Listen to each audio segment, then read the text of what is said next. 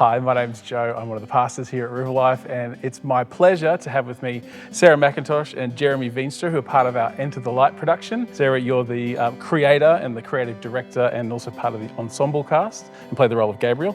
Jeremy, you play the role of Joseph.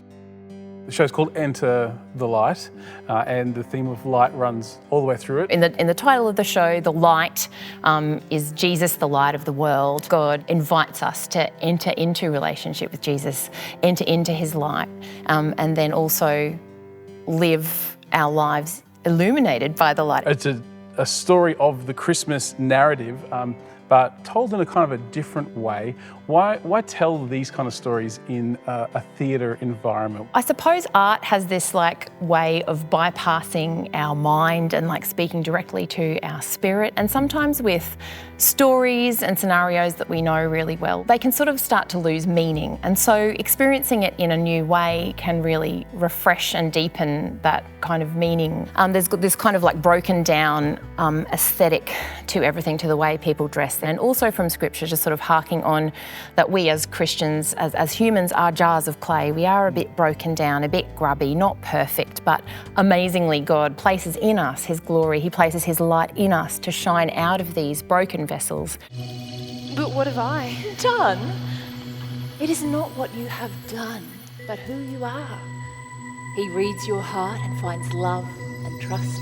How have you experienced the Christmas story differently by actually having to kind of step into different parts of the story and live it out in a certain way? Joseph has a really small part in, there's not much really about him.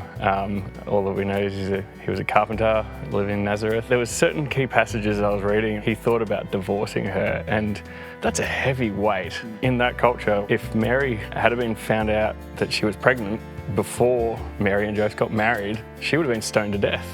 She would have been killed. And for Joseph to think about the best option here is actually divorce. Joseph.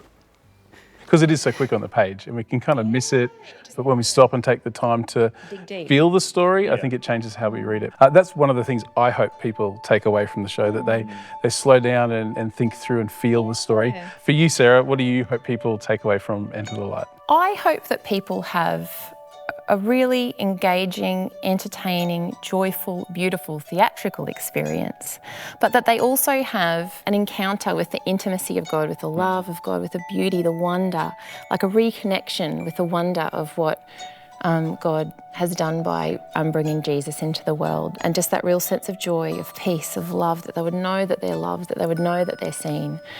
We'd love you to come along, invite your friends, your neighbours, your family to come and experience that beautiful story of the birth of Jesus as we celebrate Christmas together.